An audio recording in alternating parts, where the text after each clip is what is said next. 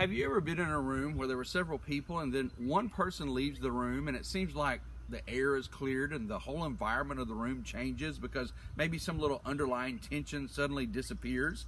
I think to some degree that happened in the upper room when Judas left.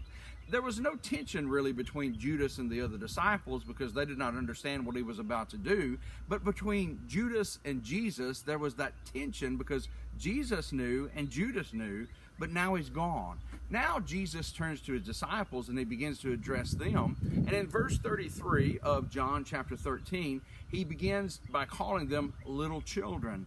He changes the tone. He changes the atmosphere by the things that he now begins to say to those who are remaining in the room. Little children, yet a little while I am with you. You will seek me. And as I said to the Jews, where I'm going, you cannot come. So now I say to you, a new command I give to you, that you love one another as I have loved you, that you also love one another. By this, all men shall know that you are my disciples if you have love for one another.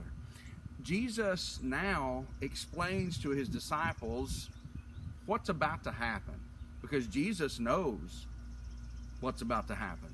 They don't. So he's preparing them for it so that they'll be at least a little less shocked, although they're completely shocked and they completely go away, at least temporarily, because of all the events that take place.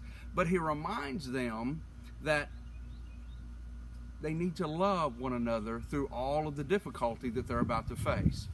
Perhaps one reason Jesus really emphasizes that they should love one another is because if you look at Luke's account of this same event, in Luke chapter 22, it tells us that the disciples were arguing and disputing about which one among them should be the greatest, which one among them should have the preeminence.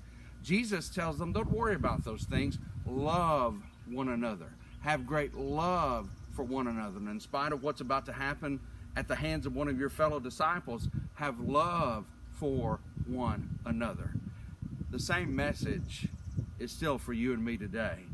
If we really want to show the world that we are Jesus' disciples, even though there'll be hardships, there'll be difficulties, there'll be challenges, Jesus says the underlying foundation of all that we do should be motivated by love for one another. By this shall all men know that you are my disciples, if you have that kind of love. Let's let the world know we are Jesus' disciples.